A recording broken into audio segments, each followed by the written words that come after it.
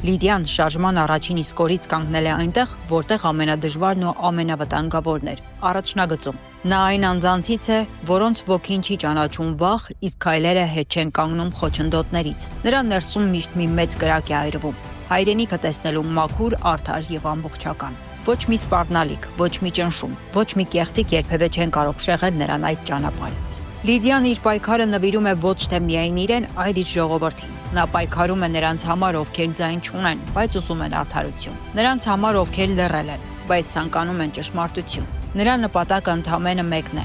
հայրենիքը ազատագրված տեսնել ստի ու կեղծիքի խավարից։ Այսօր Լիդիան ապօրինի կերպով գտնվում է կալանքում, փորձում են պատերով փակել նրա ազատությունը, փորձում են երկաթե դռներով լռեցնել նրա ձայնը, բայց չի ստացվելու։ Ոչ մի բանտ, ոչ մի կալանք չի կարող կոտրել նրա հոգին, որը շնչում է հայրենիքով։ Նրա կամքը ուժեղ է ամենաամուր պատերից, նրա հավատը անսասան է անգամ ամենախիստ անարդարության պայմաններում։ Լիդիան այսօր բանտում է, բայց իրականում նա ավելի ազատ է, քան երբևէ։ Նրա անվեկանելի ոգին տարածվում է պատերից դուրս, դառնալով մեր բոլորիս հույսի, հավատի եւ պայքարի լույսը։ Նրա պայքարը մարմնավորում է մեր ժողովրդի սրտի ճշմարիտ ձայնը։ Լիդիան իր օրինակով ապացուցում է, որ կարելի է զրկել մարդուն ֆիզիկական ազատությունից, բայց ոչ նրա հոգու ուժից։ Նա այն կանանցից է, որոնց հոգին չեն կարող փակել ոչ մի բանտում, որովհետև այդ հոգին շնչում է ազատություն, լույս եւ հայրենիք։ Այսօր Լիդիան մեր պայքարի կենթանի խորհրդանիշներից մեկն է։ Նրա ուղին հիշեցնում է բոլորիս, որ պայքարն անձից վեր է։